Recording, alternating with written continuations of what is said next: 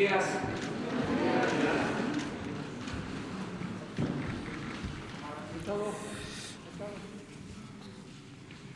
Vamos a informar este inicio de semana. Lo vamos a hacer lo más rápido posible. No es rápido y furioso, que ahora está de moda, sino lo más rápido posible, o mejor utilizar la expresión de que breve y bueno, doblemente bueno. Eso está más adecuado, porque yo tengo que salir a Monterrey. Hay un evento en el Tecnológico de Monterrey, me invitaron y voy a asistir, y es temprano el vuelo y tengo que estar en el aeropuerto, pero nos va a dar tiempo de atender todo. Vamos a informar sobre el quién es quién en los precios.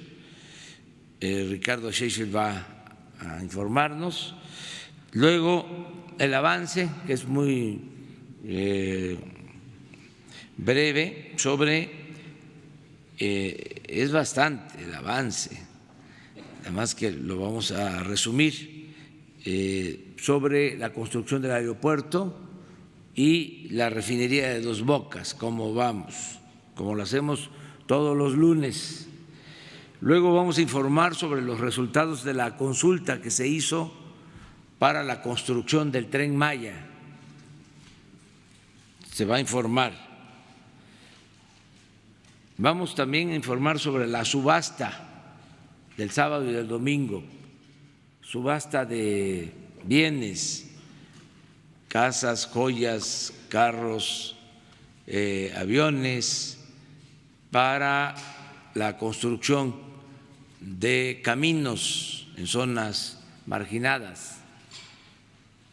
Lo que se obtuvo de la subasta se va a destinar a caminos de Nayarit y Guanajuato, al camino de La Yesca en la zona Huichol y al camino de Atarjea en Guanajuato. Se les va a informar sobre los resultados. Y también va a haber un informe sobre el Tratado de Libre Comercio, que ya se aprobó, ya se firmó por los ejecutivos. Ya en el caso de México se ratificó prácticamente por unanimidad, solo un voto en contra, 107 votos a favor. Y esto fue un gran avance, es un paso hacia la cooperación entre los tres países, y esto va a ayudar mucho, mucho, mucho la economía de México.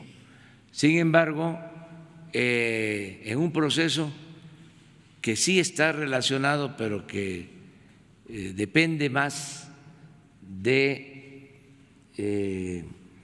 la decisión de Estados Unidos, se envió una ley en Estados Unidos al Congreso para la supervisión de este tratado, que habla de que cada 6 meses pueden venir inspectores, o que van a haber 5 inspectores, lo cual no se acordó en el tratado. Y esto sale de manera clandestina, aunque tienen desde luego derecho, porque es un país libre, soberano, de presentar sus iniciativas y del Congreso aprobarlas. o modificarlas o rechazarlas. Así es en cualquier país. Sin embargo, como este tema nos atañe, pues tenemos una postura al respecto. No tiene que ver con afectación al tratado, que, repito, es un avance y ya se está tratando este asunto con el mismo método que hemos utilizado en nuestras relaciones con Estados Unidos, el método del diálogo, de la cooperación para el desarrollo. Y ya Marcelo Ebrard va a informarles. Él se va a quedar para este tema en particular con ustedes, para desahogarlo bien, que no haya duda, que no haya desinformación.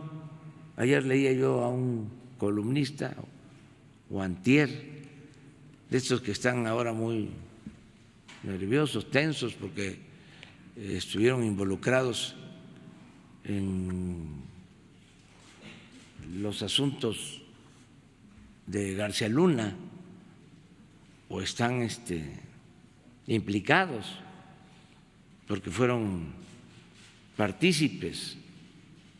Entonces se aventó una columna hablando de que habíamos engañado con el tratado y que ahora estaba saliendo de que habíamos mentido.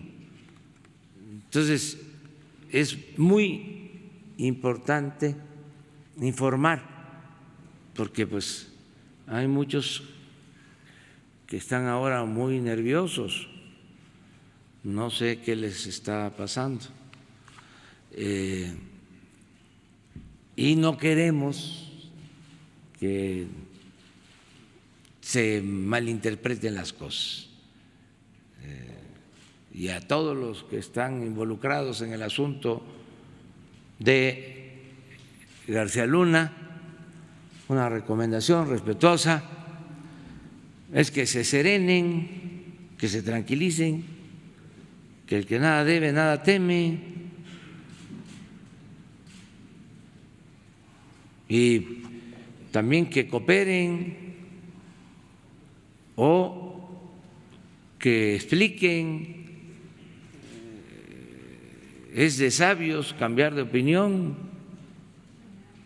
y aceptar si hubieron errores y rectificar y no caer en la autocomplacencia. Y todos nos equivocamos, somos seres humanos, y si se trata de asuntos judiciales, en Estados Unidos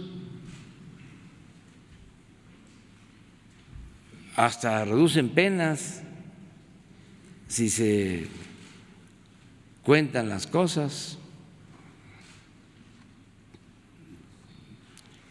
Entonces, hay manera de que todo esto se ventile sin ningún problema y que estemos tranquilos. Nosotros no vamos aquí a iniciar procesos, ya lo dije y lo repito, no me gusta hacer leña del árbol caído y esperar a que las investigaciones avancen. Nosotros lo que vamos a hacer es, en este caso, cooperar. Toda la información que nos soliciten se va a entregar, pero no iniciar nosotros investigaciones para que no se malinterprete, que no se vaya a decir o a pensar siquiera que es una represalia. Lo único que estamos dando a conocer, lo hicimos público y ya lo hemos hecho en lo interno, estamos pidiendo que en las dependencias del gobierno federal que no trabajen gente que pueda estar implicada con este caso. Así como no podemos ensañarnos o promover un ambiente de linchamiento político, tampoco sudar calenturas ajenas, que cada quien asuma su responsabilidad. Muy bien, entonces empezamos con Ricardo. Señor presidente, buenos días a todos y a todas ustedes. ¿Quién es quién en los combustibles? En la gasolina regular, el precio más alto con el margen más alto lo encontramos en la gasolinera El Ganadero, en La Paz, Baja California, 21.89 por litro, con un margen de 3.47 por litro. Como verán, pues los ganaderos son ellos, así ganan bastante. En la gasolina regular, la más económica, Costco Gas en Centro Tabasco, 17 pesos con 81 centavos por litro, un margen de 21 centavos, ahí se puede ver claramente la diferencia. Servicios Hermanos Aldama, el precio y el margen más alto en la gasolina premium, 22 pesos 24 centavos por litro, con un margen de 4 pesos 75 centavos. Y Luz del Carmen Fontana Hernández en Veracruz, da el precio más bajo, con el margen más bajo a 18.66 por litro, con un margen de 38 centavos, mientras que para el diésel en Moratines, en Los Mochis, en Ahome, Sinaloa, 22 pesos con 22 centavos por litro, con un margen de 3 pesos 55 centavos, y operadora tabasqueña Edmagra en Centro Tabasco es la más económica, 19.78 por litro, con un margen de 30 centavos, muy similar a lo largo de noviembre y este mes de diciembre. Chevron, Redco, Arco, las marcas con los precios más altos, y Golf, Full Gas y La Gas, los que presentan los precios más económicos como marca. En el tema de verificación de gasolineras, 292 denuncias fueron presentadas, atendidas a través de 170 verificaciones o visitas.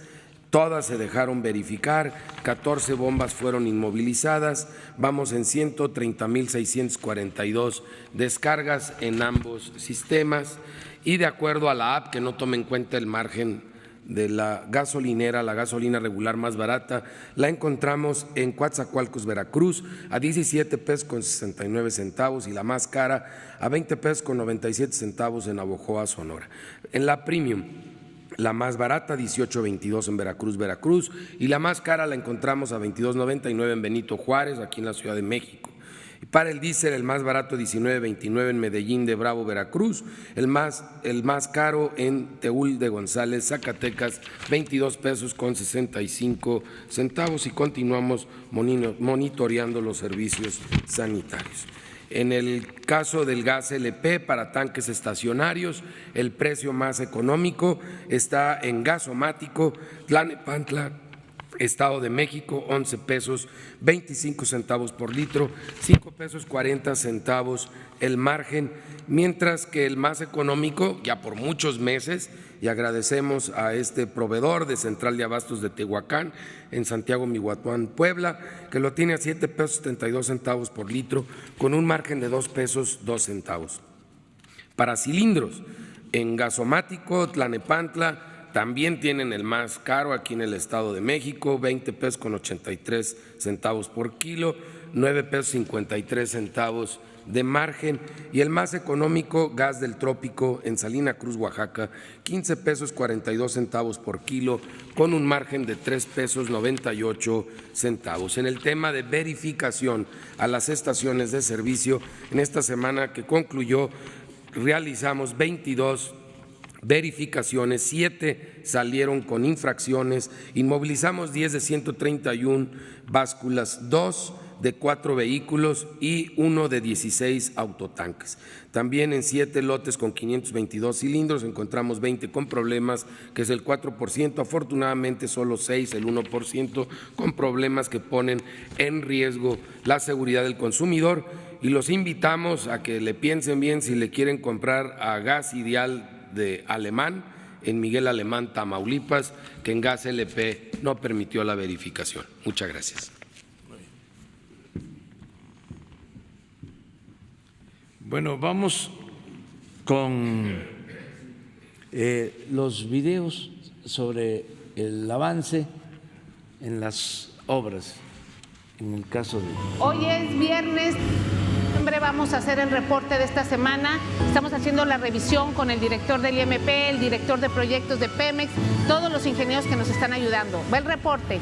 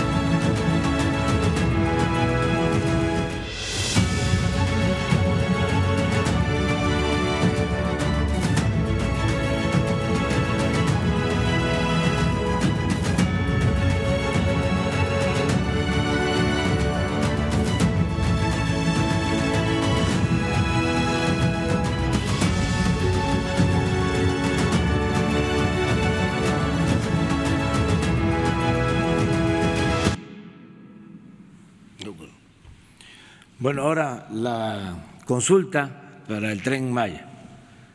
Empezamos.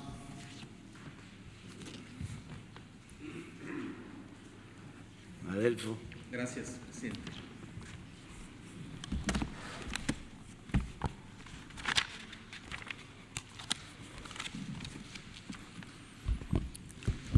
Maguepe Mguktejkech, con su veña, señor presidente.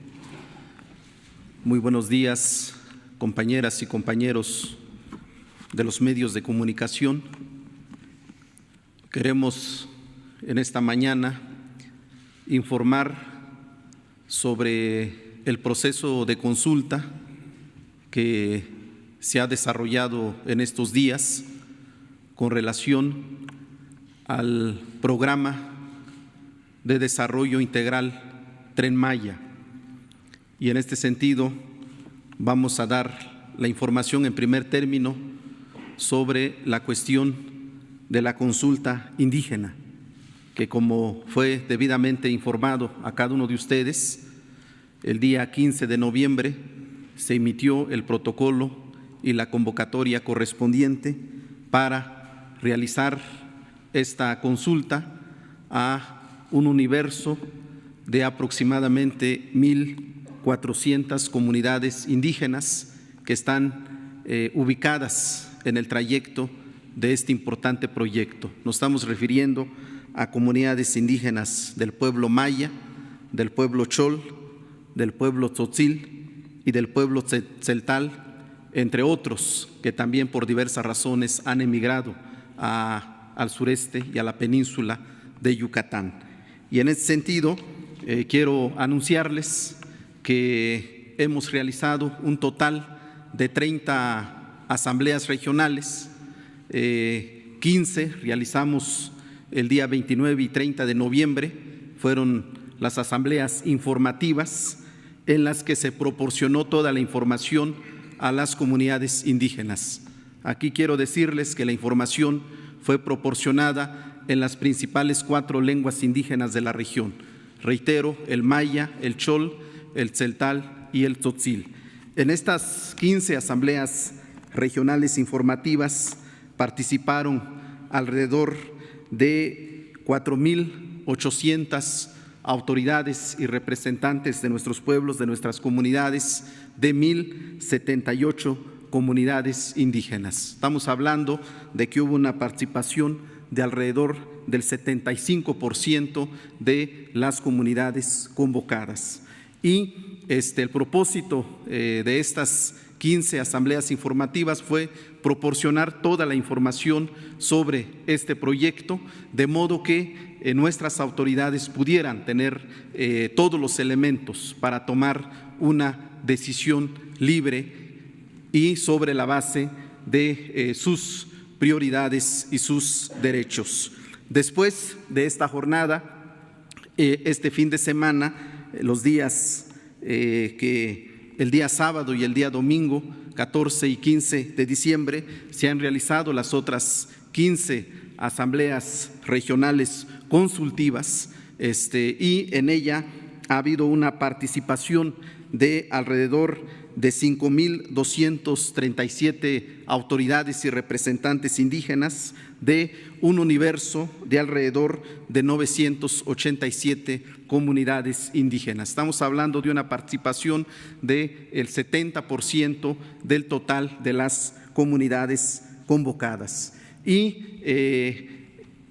las opiniones que han sido emitidas, ha habido un consenso generalizado, unánime, de apoyar la construcción, la implementación del programa de desarrollo Tren Maya. Este ha sido el principal resultado de este importante proceso en el que han participado nuestras autoridades e instituciones indígenas representativas, y como parte de los acuerdos, los pueblos han planteado fundamentalmente participar en este importante proyecto. Han también ellos planteado que sean atendidas sus demandas, sus exigencias en materia de desarrollo, en materia de infraestructura básica, en la cuestión de la tenencia de la tierra y en la protección de su patrimonio natural, cultural e intelectual. Estos han sido pues los principales planteamientos que han emanado de estas asambleas,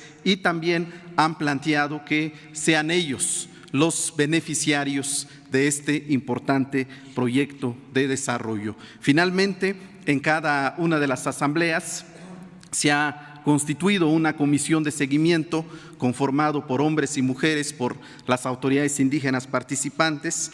Esta comisión de seguimiento tendrá como propósito dar seguimiento a los acuerdos que aquí se han construido, acompañar el proceso de implementación del Tren Maya y en particular pues mantener este diálogo permanente y circular, este diálogo horizontal con el gobierno de la República. Finalmente, yo quiero decirles que ha sido una jornada histórica por varias razones. Primero, por la diversidad étnica y cultural del sureste de nuestro país, de la península de Yucatán, por la extensión territorial de este programa y también por la cantidad de la población consultada. En este sentido, pues, el Gobierno de la República, que encabeza nuestro presidente, el licenciado Andrés Manuel López Obrador, cumple con lo que se establece en la legislación internacional en la materia y sobre todo este noble y anhelado propósito de nuestro pueblo de gobernar obedeciendo a la ciudadanía, a todo el pueblo, a nuestro querido México. Esta es pues la información que estamos formalmente presentando a ustedes. Voy en este momento, si me lo permite, señor presidente, a entregarle a usted las actas.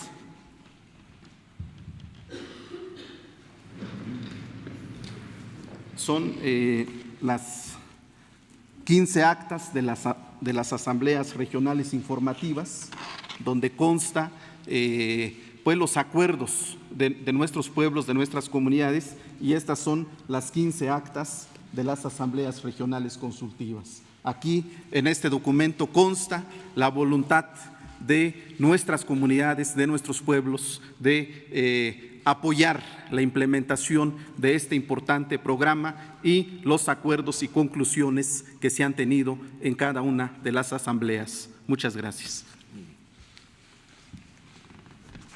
Bueno, vamos a toda esta información va a subirse a redes sociales para que se conozca. Vamos a abrir una página especial. ¿Ya se tiene? Sí, para que se tenga toda la información sobre esto, todo eso que me están entregando ahora. Y la subsecretaria de Gobernación, Diana Álvarez, va a informarles sobre la consulta que se hizo en los municipios por donde pasa el tren o donde va a pasar el Tren Maya. Gracias, señor presidente. Con su permiso. Buenos días a todas y todos.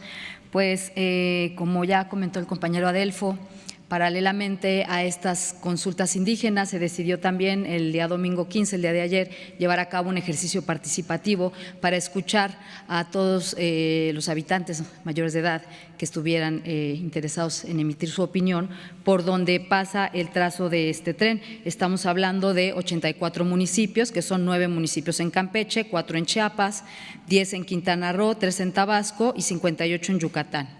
En esos 84 municipios se previó que se establecieran 269 mesas y esas 269 mesas estuvieron abiertas de 8 de la mañana a 18 horas.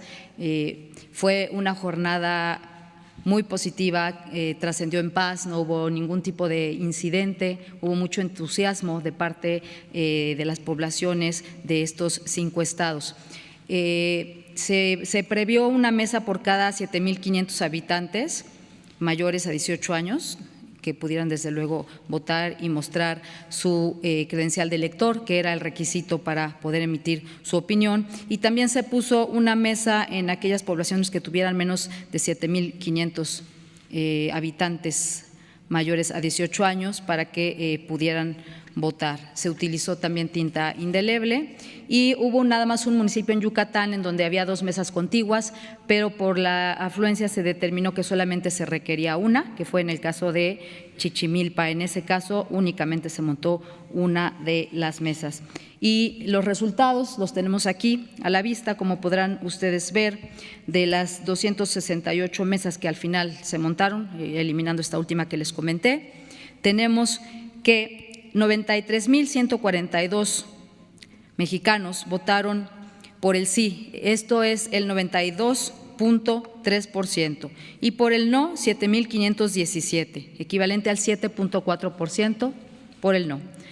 Nulos fueron 281, que equivalen al 0,3%, con una participación total de 100,940. Si pasamos a la siguiente lámina, podemos ver más o menos cómo está desagregada esta información. En el caso de Campeche fueron 54 mesas, 96,3% por el sí, 3,4% por el no, 0,3% nulos, con una participación de 34,651. En el caso de Chiapas, fueron 19 mesas, 97,2% por el sí, 2,5% por el no, 0,4% nulos, un total de 8,249.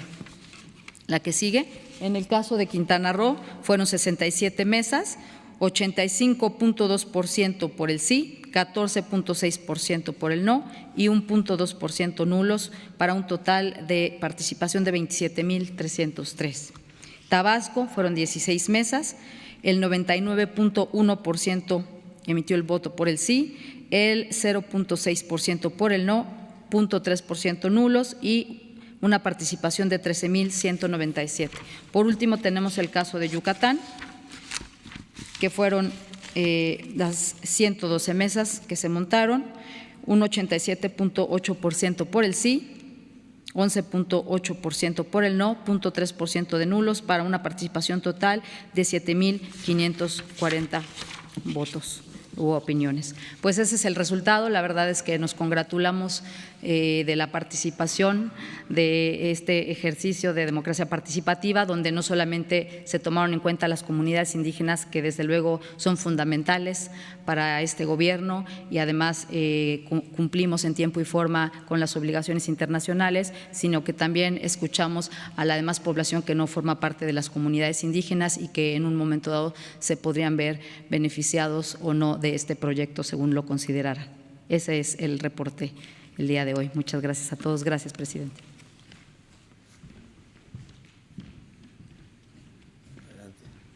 Señor presidente, con su permiso.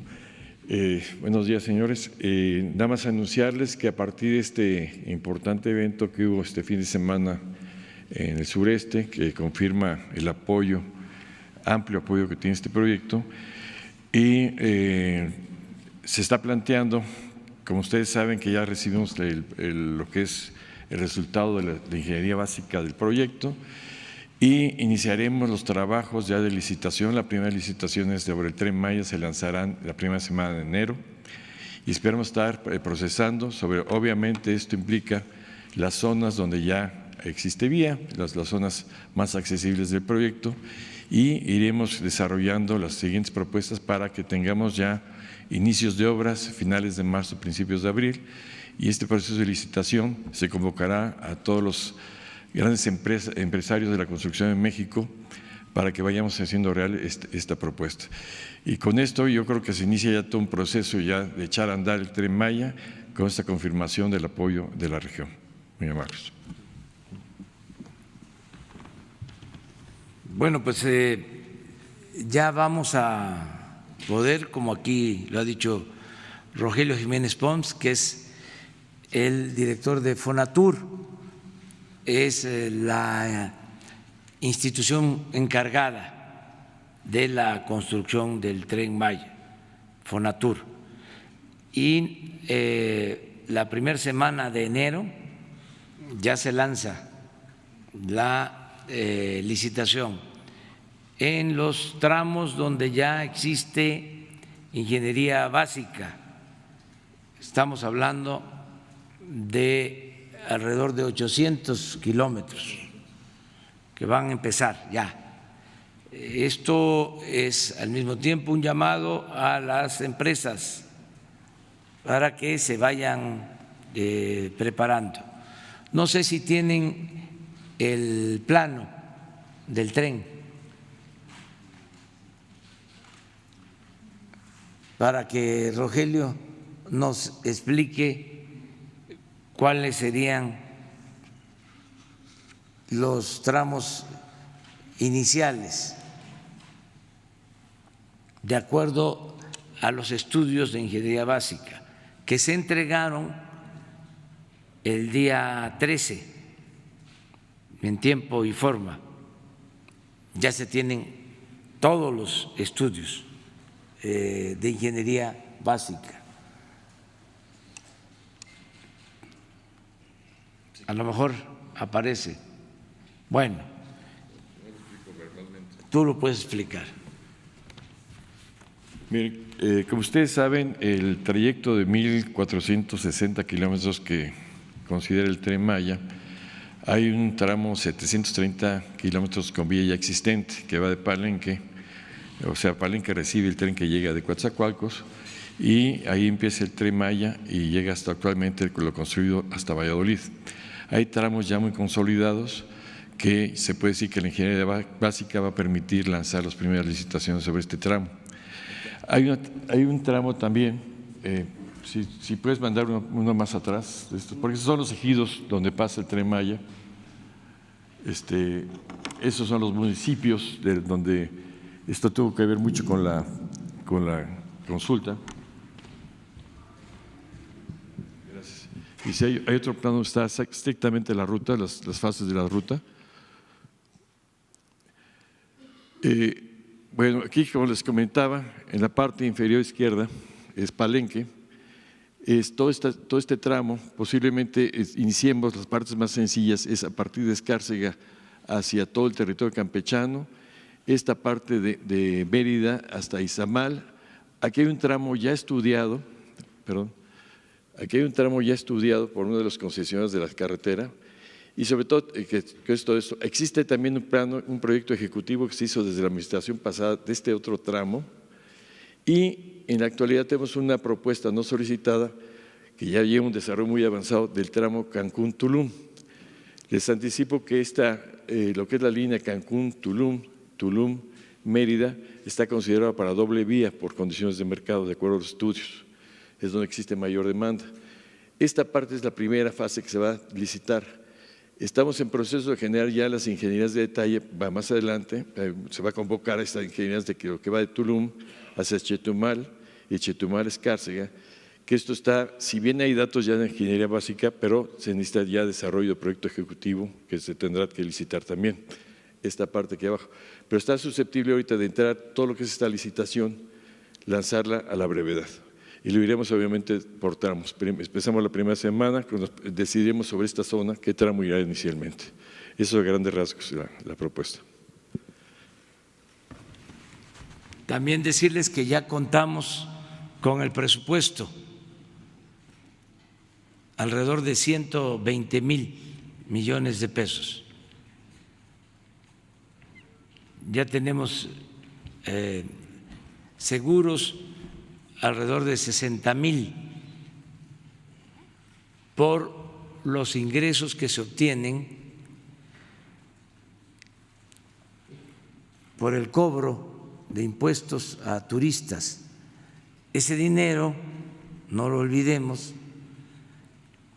se usaba para supuestamente promover el turismo y se demostró que no se le daba ese uso. La mayor parte de ese dinero se utilizaba para publicidad del gobierno, para pagar publicidad a empresas informativas o de comunicación. Ahora se decide que ese fondo, que es de alrededor de 8,000 millones de pesos al año, se utiliza para la construcción de esta obra. Por eso hablamos de alrededor de 60,000 millones ya seguros hasta el 24. El resto, los otros 60,000, van a ser financiados con el presupuesto público. No va a ser deuda, ni los sistemas estos de asociación que cuestan mucho, con financiamientos muy onerosos. Ya tenemos resuelto el presupuesto. Y ahora vamos a la subasta.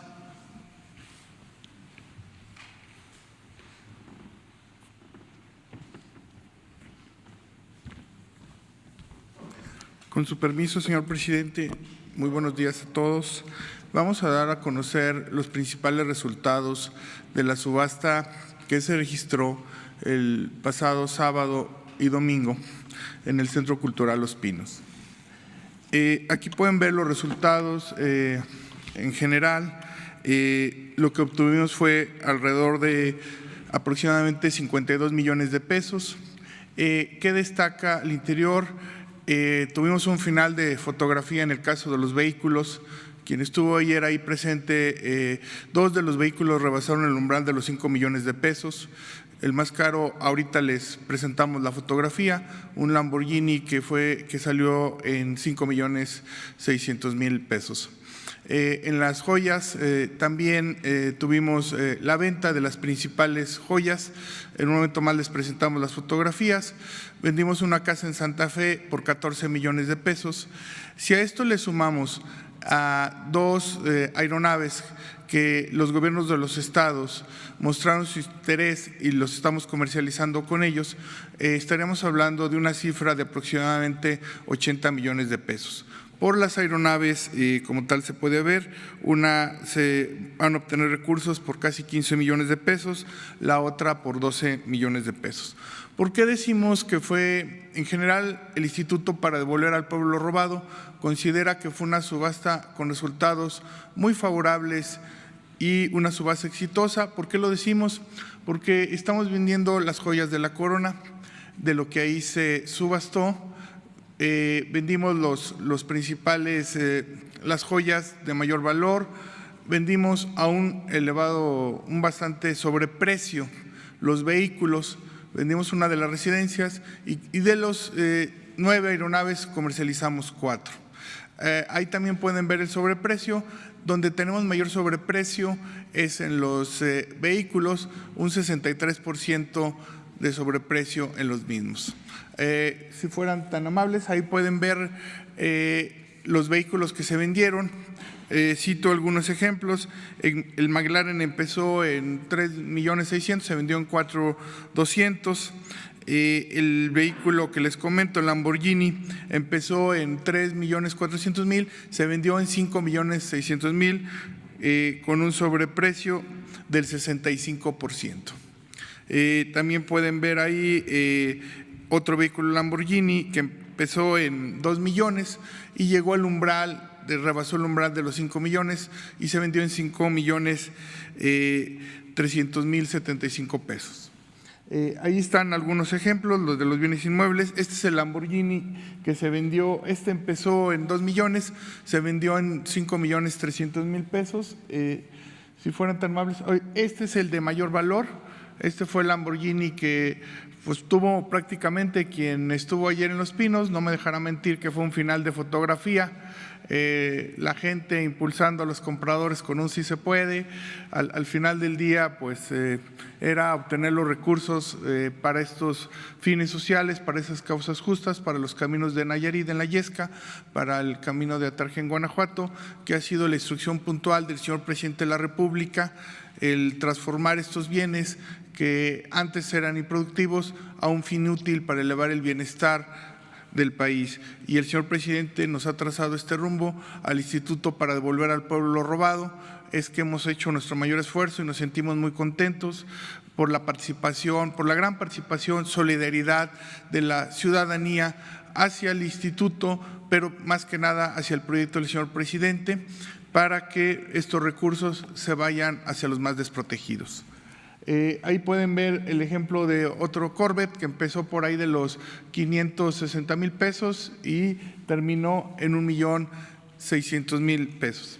Entonces, es así que nosotros consideramos que fue una subasta exitosa, se vendieron las joyas de la corona. En joyería, que destaca, vendimos un Piaget en alrededor de 1,5 millones de pesos, un Cartier Tank en alrededor de 440,000 pesos y también un Rolex en más de 200,000 pesos. Esto en términos de joyería. Repito lo de la casa en Santa Fe en más de 14 millones de pesos, y estos vehículos que eran de bastante lujo, pues los estamos transformando en recursos productivos bajo la instrucción del señor presidente de la República. Es así como el Instituto para el Pueblo, para devolver al pueblo lo robado, cumple con esta sexta subasta y sobre todo con el mandato que nos ha dado el señor presidente. Es cuanto, muchas gracias. Bueno, cuando esté el camino a la Yesca, a ver si el que compró el carro más costoso va de visita, porque se lo van a agradecer bastante, independientemente de que pues es un carro de lujo, tiene un fin social, que eso es lo más importante. Lo mismo, no sé si están las joyas, habían quedado pendientes algunas joyas en subastas anteriores y ahora se vendieron. El que compró este reloj, pues ese sí no puede ir a presumirlo, pero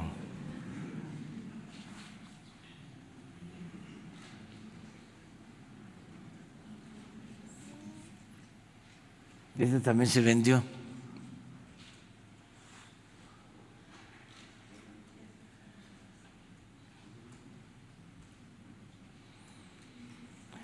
Bueno, pues esos son los temas y queda pendiente el del tratado, pero si les parece, porque bueno, yo ya se me terminó mi tiempo, si no, no llego al aeropuerto y no me esperan, porque soy como cualquier usuario y tengo que identificarme y entregar mi boleto y embarcarme, ingresar al avión, y tenemos ese compromiso en Monterrey. Mañana vamos a informar sobre seguridad, mañana amplia, todo lo que se está diciendo, se está haciendo. Viene el gabinete de seguridad ante ustedes a comparecer. Y el miércoles, si les parece, no hay exposición, contesto todas las preguntas que nos formulen para que nos organicemos. Y le dejamos a Marcelo la palabra, y yo les pido también que se queden todos por cualquier aclaración, y les ofrezco disculpa por retirarme para poder llegar a tiempo. Entonces, Marcelo les informa sobre el tratado. Sí, gracias, señor presidente. Bueno, muy buenos días a todas, a todos. En primer lugar,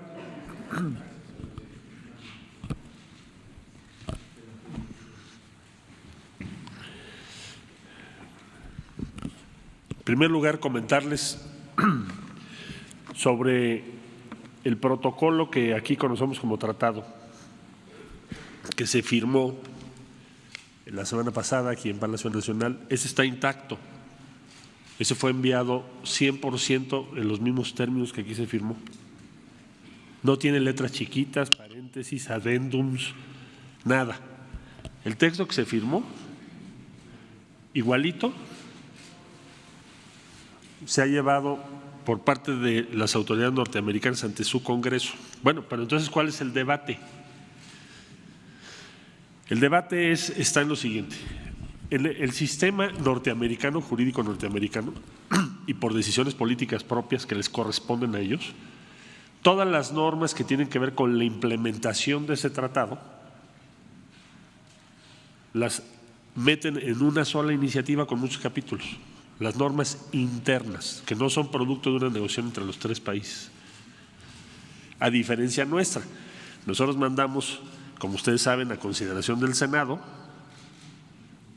el protocolo modificatorio, es decir, lo que conocemos como tratado.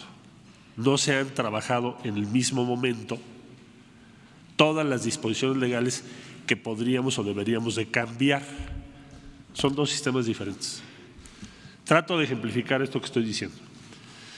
Como resultado principalísimo del tratado que se firmó, México va a contar ahora con un sistema de solución de controversias con Estados Unidos que no ha funcionado en los últimos 26 años, que se llaman paneles. Oiga, me preguntarán ustedes por qué son tan importantes los paneles para solucionar las controversias con Estados Unidos. Bueno, porque ya no hay paneles, ni siquiera en la Organización Mundial del Comercio. Si tú tienes una diferencia con Estados Unidos hoy, es asimetría unilateral. Acero, tomate, atún, aguacate, el que ustedes quieran.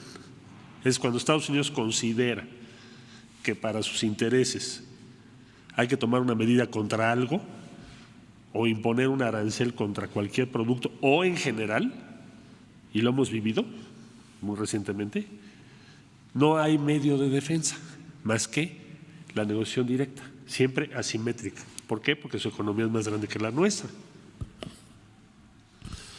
Ahora vamos a pasar a un sistema nuevo en donde todas las controversias se van a ir a paneles. Por lo tanto, México tiene que organizarse, sus instituciones, su organización, sus disposiciones para hacer valer esos paneles. El Senado de la República nos señaló, bueno, ¿cómo se le va a dar seguimiento? Ya ellos están preparando simplemente una pregunta central. El hecho de que México pueda ahora presentar controversias sobre discriminación en Estados Unidos, en los centros de trabajo, es el cambio más importante en la relación México-Estados Unidos del último medio siglo. Nunca lo hemos podido hacer. Asesoramos, participan los consulados, pero no podíamos hacer paneles sobre discriminación en Estados Unidos promovidos por México. El primero será el año que entra, entrando en vigor todo lo que estoy diciendo. Bueno, nos dice el Senado de la República en la reunión con la Junta de Coordinación Política, nosotros vamos a preparar la propuesta para el Ejecutivo de cómo se va a organizar eso. Eso es lo que podríamos llamar la ley de implementación en México. Esa norma no se va a consultar a Estados Unidos, se le va por cortesía diplomática y porque finalmente, si tiene que ver con actividades en su territorio, llámese consulados, llámese agregados, pues nosotros vamos a tener en un momento, después de que el Senado lo apruebe, que dialogar con Estados Unidos y decirle, mira, México ya decidió que en lo que hace a discriminación vamos a trabajar de esta manera. Se llama cortesía diplomática. Y ellos tienen que autorizar, porque los agregados o consulados en su territorio pues están autorizados de acuerdo a las regulaciones internacionales por el país anfitrión, igual en el caso de México. Bueno, entonces ellos tomaron la decisión de mandar el tratado tal cual se firmó y de poner una serie de cosas que tienen que ver con su organización interna, si van a ser comisiones intersecretariales, si, cómo va a funcionar en Estados Unidos. Esto no es sujeto o no es objeto de consulta con México, como tampoco lo será las leyes de implementación mexicanas. Nosotros no se las vamos a someter a consulta a otro país, ni a Estados Unidos ni al Canadá. Se tomarán por el Senado de la República y en su caso la Cámara de Diputados. Bueno, dentro de esas normas de implementación, el Congreso se propone que el Congreso de Estados Unidos le ordene vía ley al Ejecutivo de los Estados Unidos que designe 5 agregados o hasta 5, dice hasta 5 agregados laborales en México, a efecto de darle seguimiento a las medidas que nosotros tomemos de reforma laboral, el avance de las cuestiones laborales en México. Bueno, ¿por qué Jesús Seade lo plantea esto el día sábado primero me informó, porque el viernes se mandó este documento, se hizo público, y ese documento estoy hablando de la implementación en Estados Unidos que acabo de explicar. Entonces, ¿por qué lo plantea? Bueno, por dos razones, una de fondo y una de forma. De forma porque se debió haber, como nosotros lo haríamos en unos meses, se le debió haber dicho a Jesús: oye Jesús, vamos, el Congreso de los Estados Unidos nos está pidiendo que designemos hasta 5 agregados laborales. ¿Cuáles son las funciones de los agregados y sus límites? Bueno, pues están regulados por instrumentos internacionales, empezando por la Convención de Viena, en fin, hay una serie de disposiciones internacionales. Los agregados, hoy tenemos agregados Estados Unidos de asuntos económicos y laborales. Los agregados no pueden ir a ningún establecimiento en nuestro país porque nuestro ordenamiento no se los permite, ni se los permitirá jamás. Hoy existe ese agregado en México. Es una mujer que lleva asuntos económicos y laborales. México ha tenido agregados laborales también en Estados Unidos. Teníamos 2. ¿Por qué? Pues porque hemos encontrado trabajo forzoso o forzado, y como ustedes saben, ha habido muchos casos de violación de derechos laborales. Pero los agregados no tienen potestades para ir a ningún establecimiento, ni pueden sustituir ni hacer nada que no les autorice el gobierno anfitrión. Pueden hablarle a la Secretaría de Trabajo: oiga, por conducto de la Cancillería, mándenme un reporte porque ustedes dicen en su ley que este año van a ser 10 estados, el año que entra 10 estados, díganos o compártanos qué avance tiene. Eso sí lo pueden hacer. No necesitas el agregado laboral, lo puede hacer el embajador. Pero digamos que los agregados, su función es esa. Pero entonces Jesús lo objeta y lo da a conocer primero porque hemos hecho una diplomacia transparente. Alguien dice: no, pero es que nos está mintiendo. No, jamás ha mentido Jesús. Jesús es una gente que todos los días nos ha dicho exactamente lo que está pasando. Y por eso el sábado también lo dijo. Y es el valor supremo. Segundo, marca la forma porque no fue consultado él como representante de México. ¿Y por qué es todavía más relevante? Pues porque los agregados los autoriza México. Ese es el fondo. Es decir, ningún país puede designar agregados en México si nosotros, la Secretaría de Relaciones Exteriores, vía la Dirección General de Protocolo, no los acepta o autoriza. Entonces, ¿qué es la disposición? Concluyo. Esa disposición es el Congreso de Estados Unidos decirle a su Ejecutivo: necesito que nombres hasta 5 agregados laborales en México, para que nos manden la información de los avances que ellos lleven en sus reformas laborales. Eso es lo que dice.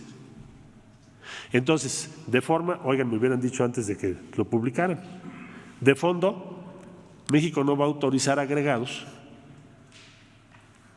más que, como los demás agregados, tengo agregado naval, militar, en fin, hay una serie de agregados, y nunca con funciones más allá de las que pudiera tener un agregado, pero finalmente lo autoriza México. No, ningún país puede determinarlo si México no lo autoriza. Bueno, entonces, ¿para qué lo dijimos si finalmente lo podríamos autorizar? ¿Para qué se planteó? Bueno, pues se plantea porque todavía no se aprueba. Si no se hubiese hecho así, ustedes me dirían con justa razón, pasada la votación, ¿por qué México no dijo nada? Ahí sí estaría serio. Entonces, el día de hoy está Jesús Seade en Estados Unidos diciendo exactamente lo que les acabo de decir. Lo sintetizo de nuevo. Primero, ¿el tratado está en cuestión? No. ¿El tratado fue modificado? No. ¿Se le hizo alguna adición o anexo o paréntesis o lo que fuere que no conocemos y que modifica ese tratado? No. Eso no es el caso. ¿Se trata de una disposición que debió haberse preguntado a México? Pues sí, creemos que sí. ¿Por qué? Pues porque le está pidiendo el Congreso al Ejecutivo que nombre agregados hasta 5 en México y requiere nuestra aprobación. Entonces, ¿qué es lo que les va a decir Jesús ahorita? Oigan, los agregados requieren la autorización de México. 3. Muy cortésmente les vamos a decir, nuestras leyes de implementación tampoco vamos a consultarles si ustedes no modifican esto. ¿Está bien? Trato igual. Reciprocidad plena.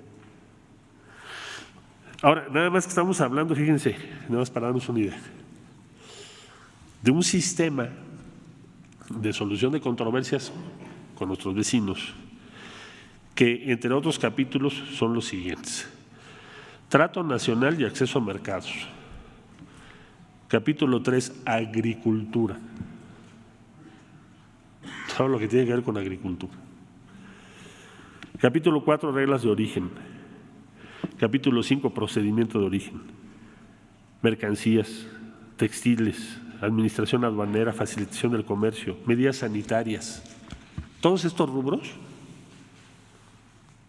México está diseñando su sistema, porque es nuevo. Y entonces, en consecuencia, nosotros lo tenemos previsto para el periodo febrero-marzo, y las iniciativas provendrán en buena medida del Senado de la República, si lo convenimos, y creo que es sano y bueno que así sea. Son las preocupaciones del legislativo. Preguntas como, por ejemplo, ¿cómo vamos a garantizar los derechos establecidos en la legislación laboral en Estados Unidos? Eso es muy interesante. Esa pregunta fue la primera que nos hicieron en la Junta de Coordinación Política, cuando estuvimos allá. Lo mismo agricultura. ¿Quién y cómo va a estar en los paneles? ¿Quién va a organizar los paneles? ¿Cuáles son los expertos? ¿Qué dependencia del gobierno o dependencias van a participar? ¿Quién es responsable de qué en ese tramo? Porque vamos a un mundo de controversias vía paneles, que por un lado nos da un instrumento, pero por el otro lado nos tenemos que defender también de lo que se presenta en esos paneles. Bueno, todo ese sistema de implementación, pues nosotros también entonces no consultaremos. Vamos a hacer igual en lo que tenga que ver con Estados Unidos, me estoy refiriendo. Porque en lo interno no tendríamos por qué, pero en aquello que tenga que ver con Estados Unidos. Entonces yo espero que las negociaciones de hoy, como siempre lo hemos hecho, den un buen fruto.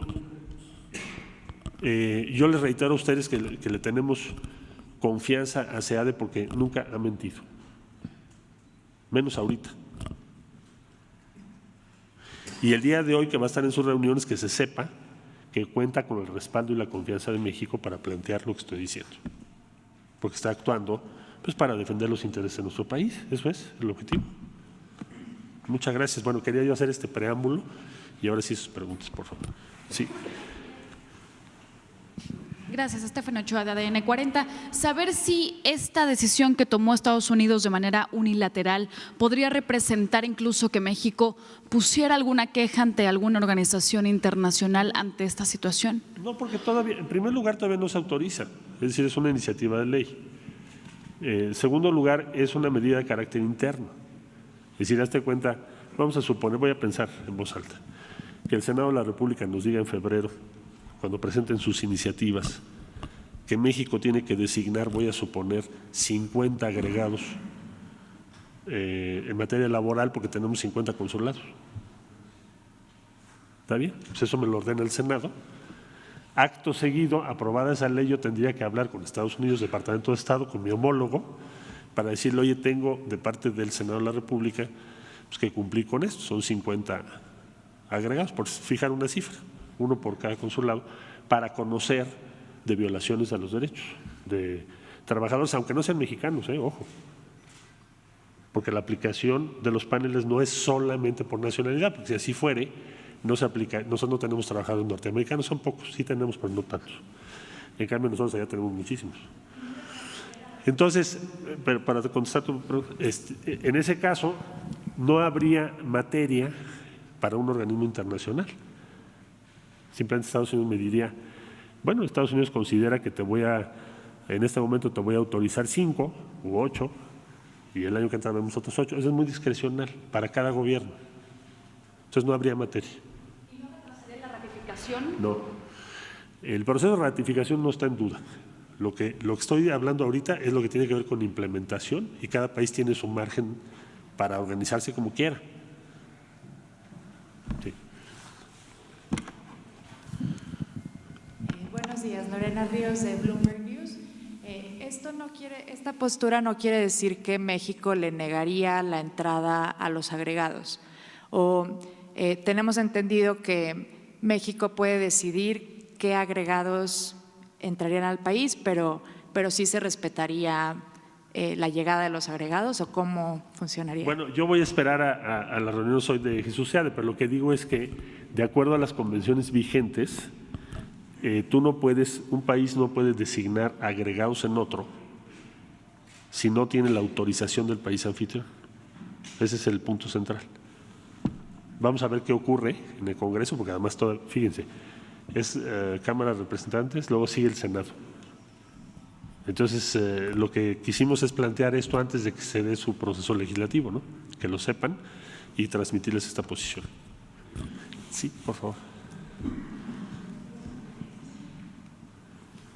Entonces, secretario, México, ¿qué no está dispuesto a aceptar con estos agregados que se están dando a conocer? ¿Cuál es el límite de México entonces? El límite de México es que no aceptaremos ninguna persona, funcionario de otro país, que pretenda hacer labores que excedan las que están establecidas en la ley. Es decir, un agregado en México, no tienen que nombrar 5 agregados, la verdad tienen muchos agregados en México. Estados Unidos es el país que tiene más agregados en México, autorizados por la ley mexicana. Y es natural, pues hay una relación muy compleja con Estados Unidos. Ninguno de ellos está en este momento haciendo inspecciones a nada que la autoridad mexicana no autorice. Voy a ir al caso extremo. Recuerde usted, cuando en el caso Levarón invitamos al FBI, estuvo en FBI en México, con un protocolo FBI Fiscalía General de la República, todas las acciones que tomaron en México para coadyuvar en la investigación de este asunto que está en la investigación, fueron autorizadas por la Fiscalía General de la República. No lo pueden hacer unilateralmente. Eso es lo que quiero aclarar, precisar. Sí, gracias. Por favor. Buen día, Dalila Escobar de Atiempo.tv. Preguntarle, ¿México no previó este escenario en el que Estados Unidos, mediante el recurso de una legislación interna, uno de recursos internos con agregados laborales, pudiera incluir y aferrarse a estos inspectores laborales? Bueno, entras en una especulación. Nosotros estuvimos en una batalla de meses, conocíamos, por supuesto, diferentes tipos de propuestas y se negaron todas. Por eso se estableció un sistema de paneles. Simple y llanamente lo que te diré es esto: para implementación, por eso nos esperamos a febrero. O sea, la estrategia mexicana no fue pasar el tratado y todas las disposiciones correlativas, porque tenemos que ver el proceso en Estados Unidos y en Canadá, y por eso no se cerró todo. Simplemente te decía yo ahorita, nosotros tenemos 50 consulados. ¿Cuál va a ser el rol de toda esa infraestructura tan valiosa de México y tan importante, y en el caso de Canadá también, que tenemos también consulados, respecto a nada más la materia laboral? Mencioné otras, porque hay otras materias donde puede haber paneles. ¿Cómo nos vamos a organizar? Pues ¿para qué lo sacamos ahorita, no? Y ¿sabes qué? Pues teníamos razón, por lo que estoy viendo. ¿Por qué? Porque yo no te puedo garantizar todas las decisiones que Estados Unidos tome, porque interviene su Congreso, intervienen muchos diputados, o las que pueda tomar Canadá. Entonces, con las leyes de implementación mexicana, las separamos del tratado para llevarlas al final, por eso. Sí. Perdón, nada más una pregunta más. Preguntarle, ¿qué efectos podría tener la aplicación del tratado en ambas naciones si de manera interna se tienen este tipo de agregados o estas diferentes formas de aplicarlo? A ver, el tratado está intacto. Tiene un sistema de paneles, bueno, pues lo vamos a establecer. Si en el caso supuesto de que ellos pongan 5 agregados y nosotros en la ley de implementación pongamos 50, pues dependerá de lo que cada uno de los dos países apruebe. Al final me voy a tener que sentar con Pompeo y decir, bueno, ¿cómo le hacemos con los agregados? Y se va a resolver. Eso no pone en entredicho el tratado.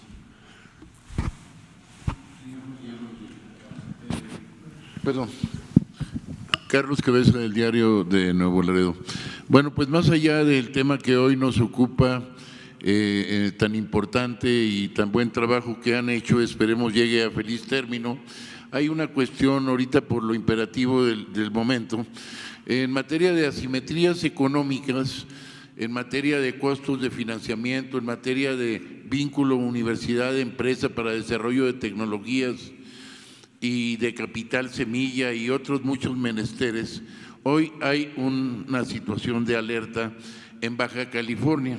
Tenemos el caso, no es inherente a lo suyo, pero sí hay una vertiente muy importante que es el gran equipo que tiene Relaciones Exteriores, puede llevar a cabo actividades de fomento económico que pudieran detonar proyectos estratégicos acá.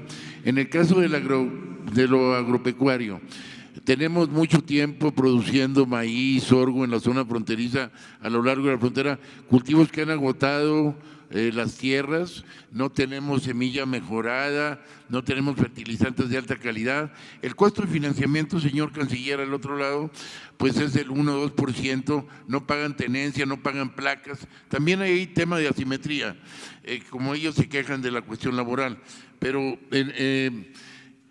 en materia de aquí, digamos que es 11 a 16%. Hay un problema serio de cartera vencida en financiera de desarrollo rural, en la financiera rural, y afecta al Valle de Mexicali, valle que tiene un gran potencial.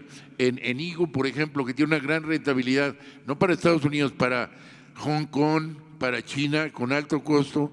Y bueno, es el tema que quería nada más llamar su atención y sobre todo las autoridades, porque hoy se vence el plazo y quedan, no les están dando oportunidad de refinanciar con un nuevo préstamo.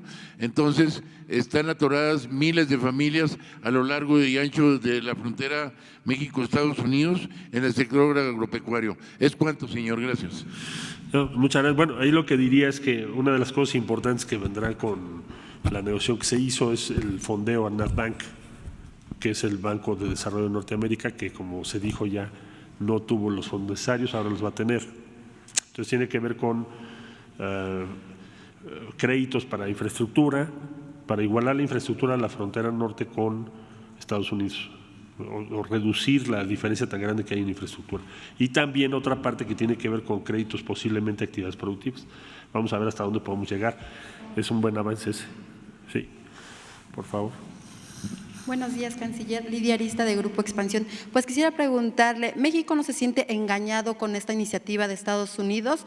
Esto por un lado. Y si ya hoy, con esta visita del subsecretario, se tendría una respuesta o tendríamos que esperar a la próxima semana. Y perdón, si me permite, en otro tema, Genaro García Luna ya solicitó la ayuda consular, por favor. No que yo sepa. Mire, estos son métodos de negociación. Cada país trata de avanzar sus puntos. Y como le vuelvo a repetir, no nos sentimos engañados porque el tratado ha sido respetado como está firmado. Si fuera otra cosa lo diríamos, estaríamos en otra circunstancia. Bueno, vamos a ver hoy cómo nos va en las reuniones, tendrá que ser muy pronto. Yo se los comunicaré con mucho gusto, por favor. Buenos días, secretario. Buenos días, compañeras, compañeros. Mi nombre es Héctor Tlatempa y represento al medio informativo Puntos Suspensivos Radio, Puntos Suspensivos Comunicación. Secretario Marcelo Ebrard, hace un mes aproximadamente, aquí en esta conferencia de prensa, le exponía al señor presidente un tema con respecto a la política exterior. Le planteo, el 18 de abril del año pasado se aprobó una reforma a la Ley del Servicio Exterior, misma que entró en vigor al día siguiente, con la que, según dijeron el expresidente en ese tiempo Peña Nieto y Luis Videgaray, el Estado cumpliría con dar una vida digna a los jubilados del servicio, una tarea pendiente que aprobaron y que consistía en un equivalente al 50% de la que concede el ISSSTE a quienes ya están pensionados y del 100% a los que se jubilen en el futuro. Bueno, ya pasaron 1 año, 8 meses de esto y hasta ahora, no obstante las gestiones que realizan los jubilados ante las autoridades de Hacienda, de Relaciones Exteriores, nada han recibido. Incluso se han dirigido ya al presidente para que disponga que estas dependencias procedan a realizar el pago de la ayuda. Como usted sabe, el Servicio Exterior en el Retiro recibe las pensiones más bajas entre los servicios de la Seguridad Nacional. Secretario Marcelo, ¿qué respuesta nos podría dar con este tema? Sí, tienes razón, se tiene que cumplir, es un tema de recursos, pero yo espero que el año entrante lo cumplamos por todas las vías que podamos, porque afortunadamente no es un monto tan cuantioso por la dimensión que tiene el Servicio Exterior Mexicano. Es un servicio muy competente, pero no muy grande en número de personas. Entonces espero que para 2020 ya lo podamos cumplir cabalmente como lo dispone la ley. A usted. Dos últimas, usted. Sí, buenos días, canciller. Juan Carlos Machorro, del portal Expo.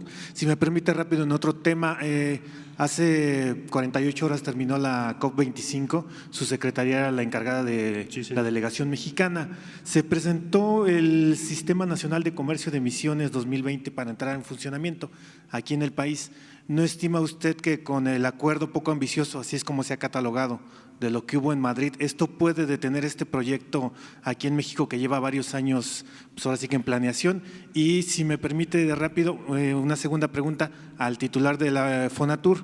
Si desde Fonatur para los servicios, licitaciones del Tren Maya, considera promover y seleccionar empresas que demuestren gestiones socialmente responsables en ámbitos sociales, comunitarios y ambientales. Gracias a ambos.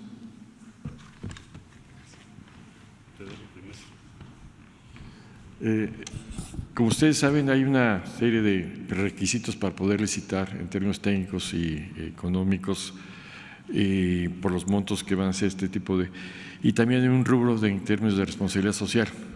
Sí tienen que tener ese tipo de características las empresas que vamos a convocar. Evidentemente también en los contratos viene una serie de aspectos que vamos a tratar de incidir para el trato correcto a subcontratistas, a proveedores locales, en fin, dar una escala también de garantizar que hay un impacto económico de estos grandes contratos en las economías locales. Es algo que ahorita estamos tratando de diseñar para que tengan los mejores efectos, para que no se queden ahora así que los locales sin participar y tener los beneficios de este tipo de acciones. Gracias.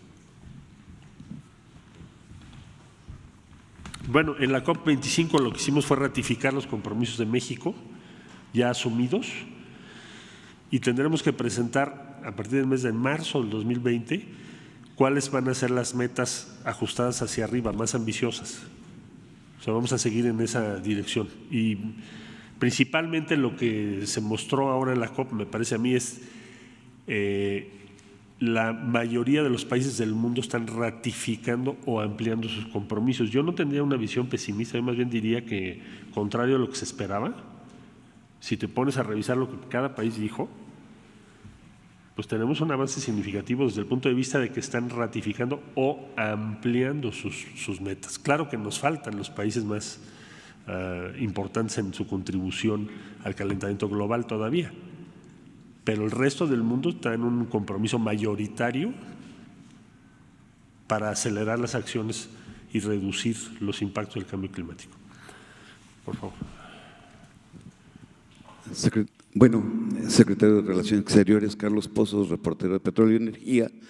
Mi pregunta es esta iniciativa HR 5430, según entiendo, para el Gobierno de México ha sembrado la semilla de la desconfianza, y preguntarle si esta iniciativa tendrá como objetivo, lo tienen en su radar, para frenar la inversión de China en México, o si es un elemento que podría ser utilizado como argumento político electoral en el próximo año en Estados Unidos. Y si me permite una pregunta sobre el Tren Maya, para quien quiera responderla, si esta votación deja zanjado el problema con el Ejército Zapatista. Ya tienen el visto bueno del Ejército Zapatista, quien es uno de los principales opositores. Gracias. Bueno, te diría, como ya lo he ido contestando en varias de las preguntas que me hicieron antes, que lo que estás viendo son las estrategias de negociación de cada país. Esto claramente es una negociación del Congreso con su Ejecutivo. Vuelvo a insistir, los agregados dependen en última instancia de la autorización de México. ¿Nosotros qué haremos? Bueno, pues haremos lo que estamos haciendo ahorita. Primero, informarlo a la opinión pública. Segundo, presentarse en Washington para decir, oigan, hay este problema de forma y de fondo.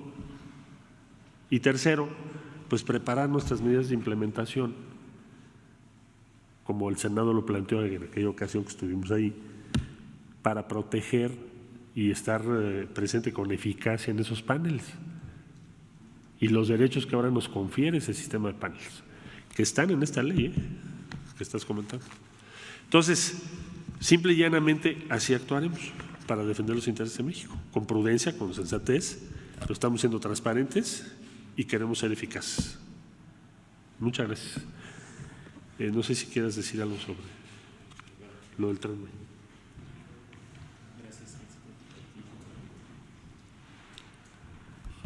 Sí, muchas gracias por la pregunta.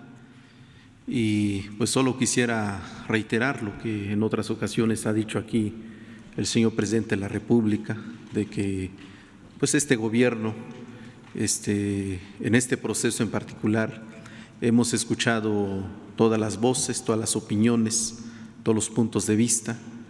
Justamente ayer en la asamblea de Xpujil, que se celebró en el municipio de Calakmul, en el sur de Campeche, pues hubo un debate muy interesante, escuchando todas las opiniones, escuchando todos los puntos de vista y desde luego tratando siempre de atender los legítimos planteamientos de nuestras comunidades a través de sus autoridades e instituciones. Y en lo que concierne a Chiapas, la asamblea se celebró el día sábado en Palenque, donde se convocaron a las comunidades choles, fundamentalmente es el área chol, también hay comunidades tzotziles y tzeltales. Estas comunidades pues acudieron a esta convocatoria, hicieron sus planteamientos en términos generales, como ya hemos dicho, han aprobado, apoyan el proyecto de desarrollo integral del Tren Maya, y desde luego también tienen sus planteamientos en materia de desarrollo, en materia de infraestructura, el tema de la conservación del medio ambiente, el fortalecimiento de su cultura y su identidad, son algunos de los aspectos que se han plasmado en las actas que hoy hemos entregado. Y bueno, desde esta perspectiva pues se están escuchando todas las voces y todas las opiniones. Muchas gracias. ¿Ya el ejército zapatista? ¿Perdón? ¿Ya no se va a oponer el ejército? Pues nosotros respetamos, repito, todas las voces, todas las opiniones. Hay un reconocimiento especial a la voz de los zapatistas. Sin embargo, en este proceso lo que se ha definido es escuchar la voz de nuestras comunidades a través de sus propias autoridades e instituciones. ¿Puedo preguntarle? ¿Sí? De la consulta, Hans Salazar de ZMG Noticias. Buenos días. De la consulta del día de las consultas, ¿considera que la asistencia, la participación en la asistencia fue suficiente para legitimar este proceso? Hay cuestionamientos también sobre que no hubo una información previa. Son cuestionamientos que se hacen. ¿Usted qué respondería al respecto? Igual también la participación, preguntaría, no nada más en las comunidades de pueblos originarios, sino también en los municipios. ¿Ustedes qué responderían al respecto en el porcentaje de participación? Bueno, el porcentaje de participación ha sido muy importante. Estamos hablando de un 75% del total de las comunidades indígenas que están en el trayecto de este importante proyecto. Nosotros como instituto, junto con el INEGI y otras dependencias, tenemos la información disponible sobre las comunidades indígenas y las localidades indígenas que están en el trayecto de este programa, de este proyecto.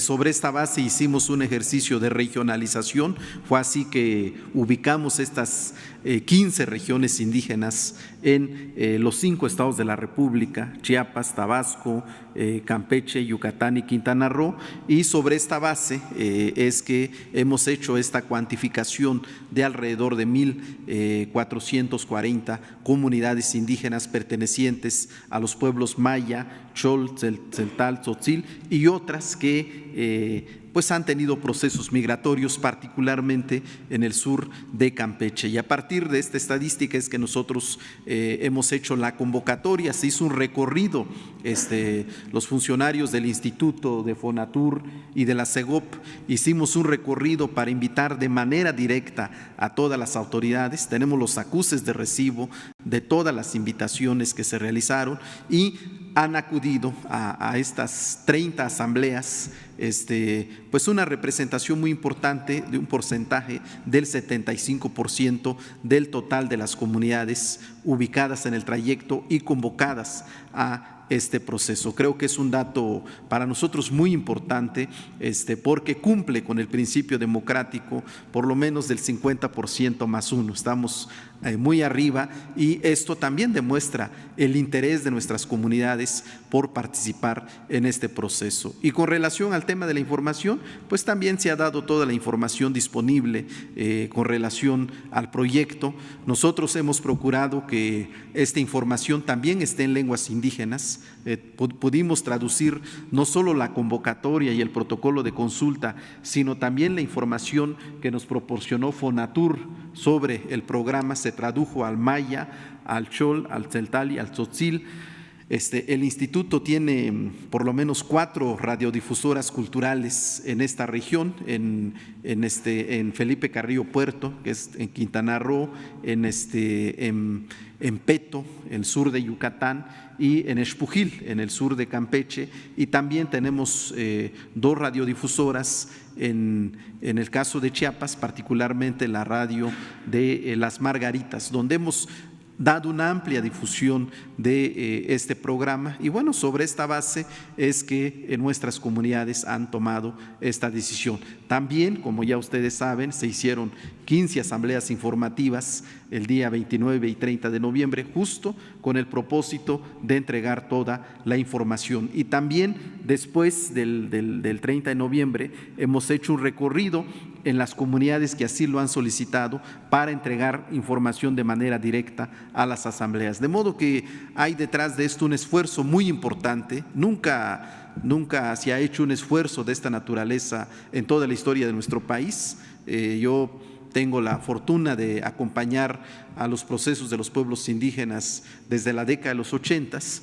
El convenio 169 entró en vigor en el año de 1990, que es el que establece el principio y el derecho de la consulta indígena, y no tenemos historia en nuestro país, incluso yo diría de los países, de la veintena de países que han suscrito este importante convenio internacional, no hay memoria de que se haya hecho una consulta con esta envergadura.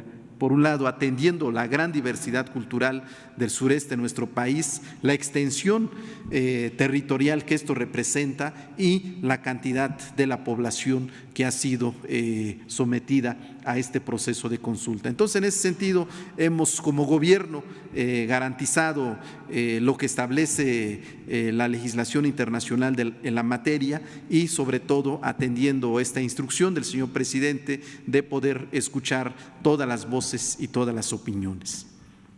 Gracias. Diana, por favor. Sí, con respecto al ejercicio participativo, también como lo hemos comentado en ocasiones anteriores, lo importante, como comenta el compañero Adelfo Regino, es se dio toda la información, hubo brigadas informativas suficientes en todos los diferentes municipios donde se llevó a cabo este ejercicio, hubo suficientes mesas de votación, no faltaron boletas para que se emitiera esta opinión, y nos parece que se legitima, puesto que este ejercicio de democracia convoca a todo aquel que esté interesado y les ha llegado esta información, así es que asiste el que se autoelige porque tiene una opinión ya sea a favor o en contra. En ese sentido, pues dado que está abierta la oportunidad a cualquier mexicano o mexicana dentro de esa zona que pudiera haber alguna afectación o algún beneficio, consideramos que en ese sentido se legitima. No podemos obligar a los ciudadanos a acudir a emitir su opinión. ¿Pero hubo voces en contra en los municipios que se consultaron o todo fue completamente tranquilo? Fue muy tranquilo, no hubo voces en contra, lo que sí desde luego hubo inquietudes, que es lo que comenta nuestro compañero Adelfo, sobre todo en las asambleas de indígenas, en donde establecieron una serie de temáticas que se tienen que considerar y que forman parte de este proyecto de desarrollo del Tren Maya, que no solamente implicará el Tren Maya, sino el hecho de que podamos desarrollar juntos con las comunidades una planeación estratégica para su desarrollo territorial y desde luego considerando esas cosas que a ellos les inquietan, sus necesidades también más imperantes. En ese sentido, trajeron ellos cuando tuvieron toda la fase deliberativa lo que consideraron dentro de cada una de las comunidades, que es lo que querían hacer patente con el gobierno federal, pero con una aprobación de este proyecto. Gracias. Gracias. Bueno, ¿sobre el Tren Maya? Fonatur también. Ya cerré yo. A ver, vamos a hacer una cosa, porque si no, no nos vamos a ir todo el día. Vamos a hacer 3 preguntas, 1, 2, 3.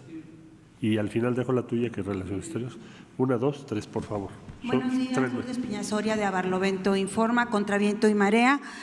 Para Fonatur, son 120,000 millones de pesos lo que se tiene previsto que se va a invertir en el Tren Maya. Esto depende del derecho de no residente, del impuesto que pagan los turistas. Si hay una crisis en materia turística y a nivel mundial, como se prevé para los próximos años, va a descender la llegada de turistas a nivel mundial. Y en México recibirá menos, por lo tanto estos 20,000 millones de pesos están blindados económicamente para la construcción del Tren Maya. Pues mire, la cuestión es, esos escenarios no están considerados ese tipo de vicisitudes. La Secretaría de Hacienda tendrá que tomar las medidas correspondientes. Yo creo que el compromiso, ya que se inicia una obra, es continuarla, buscar las alternativas. Evidentemente, en un proceso ustedes recordarán que originalmente se había analizado la posibilidad de hacer una serie de APPs para realizarlo. Se vio los costos financieros que esto implicaba, la deuda que, aunque se queda como deuda soberana, seguía siendo deuda.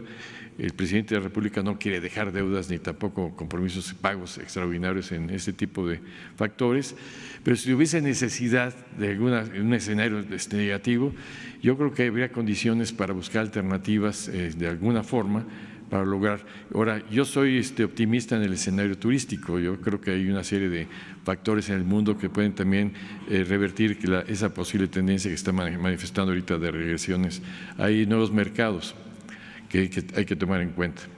Sí, sin embargo, México ha descendido en su tarea de mercadotecnia turística y sabemos que los competidores, bueno, pues la competencia internacional se da a través de la mercadotecnia turística. ¿Qué acciones en todo caso se van a tomar en esos términos para que México no descienda en el ranking internacional? Bueno, como ustedes saben, ya que está el canciller, se sustituyó ya toda la estructura prevaleciente anteriormente, que era a través del Consejo de Promoción Turística.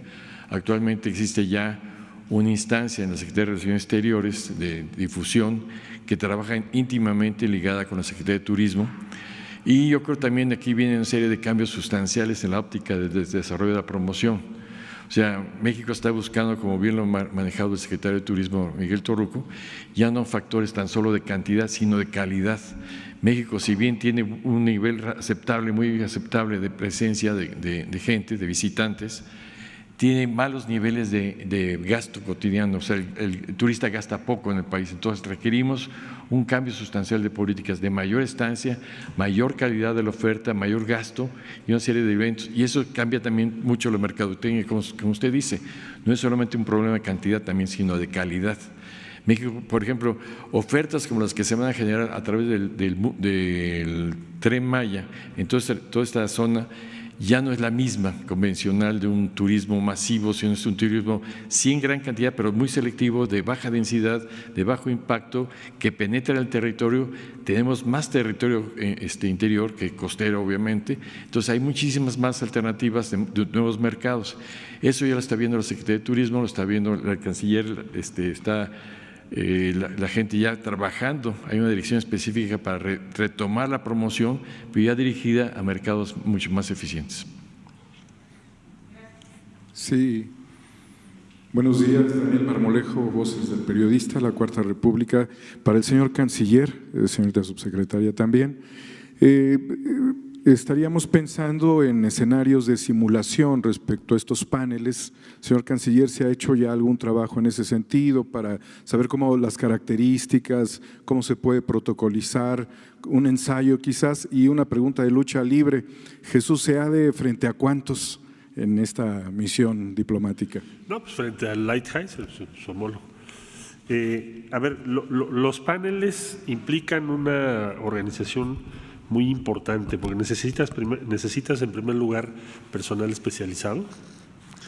Segundo, tienes que organizar lo que es la reunión, cómo vas a hacerte de la información para poder presentar tus elementos de prueba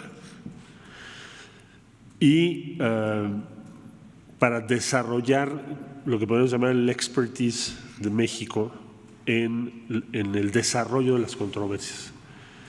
Y ya no serán solo comerciales, ese es el punto. Por eso mencioné los temas. En muchos sí serán comerciales, pero habrá otras cosas como discriminación laboral, que no es comercial, es otra cosa. Cómo garantizas los derechos, cómo verificas, cómo ubicas el problema, cómo lo puedes probar, cómo lo puedes sustanciar. Entonces, para todo eso se va a hacer una organización especial, de manera que México esté en tiempo y forma preparado para atender todos esos paneles desde el principio. O sea, nosotros no vamos con una mentalidad defensiva, sino con una mentalidad activa o proactiva. Y el Senado de la República nos dijo, bueno, a nosotros nos interesa mucho eso, lo que es el seguimiento de la implementación y lo que es la preparación y la organización del Estado mexicano para atender esto, que se ganó. Antes no teníamos esos paneles, ahora los tenemos, en todos esos campos. Entonces, eso será lo que yo llamaría la implementación. Lo más importante en México es eso. Y lo conoceremos ¿cuándo? En febrero. ¿De qué depende? De las propuestas que nos haga el Senado, porque así lo convenimos con ellos. Muchas gracias. Y tengo esa otra pregunta. También sobre relaciones, ¿no? Buenos días, Alejandro Cabral, de Política de Rock and Roll Radio de Hermosillo, Sonora. Dos preguntas. Una, la frontera sur de nuestro país recibe muchos migrantes, ya no solo de Honduras o Nicaragua, sino también de Haití, de África. Hay una visa humanitaria para tránsito por nuestro país que se estuvo entregando, pero cada vez el tiempo de espera es mayor. ¿Nos podría decir cuál es el tiempo de espera que tienen las personas migrantes ahorita para poder adquirir esa visa? Eso le corresponde a la Secretaría de Relaciones Exteriores.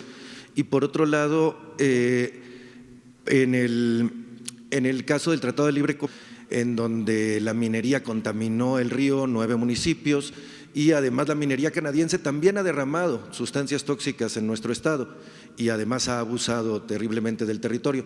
¿Cómo está la relación de la minería en este nuevo tratado con respecto al anterior?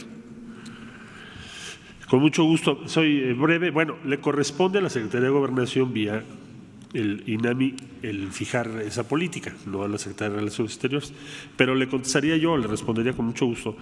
La visa humanitaria es una visa excepcional para ciertas condiciones, no puede ser una visa, digamos, que se otorga a cualquiera que quiera pasar por el territorio de México hacia los Estados Unidos. O sea, lo que se quería era tener la visa humanitaria para llegar a la frontera norte. Entonces, no, la visa humanitaria tiene otros fines, tiene otro objetivo, y es precisamente como su nombre lo dice, en condiciones cuando está alguien en peligro grave, le das la visa humanitaria, pero es una excepción, no puede ser la norma. En el caso de la minería, pues básicamente lo que te va a llevar esto es a homologar los requerimientos laborales y ambientales a toda la minería establecida en nuestro territorio. Es decir, todas las actividades de minería en México van a tener que cumplir las normas laborales y ambientales que tienen en Canadá, para el caso de las canadienses. Y si no lo hacen, ¿qué puedes hacer? Pues entre otras cosas los paneles. Tienes todos los instrumentos locales, legales, pero si lo necesitaras hacer de otra manera, pues tienes los paneles. Ya decidiremos si lo llevamos a cabo o no, pero tienes esa posibilidad. Muchas gracias a todos. Yo creo que cerraríamos ya. Muchas gracias.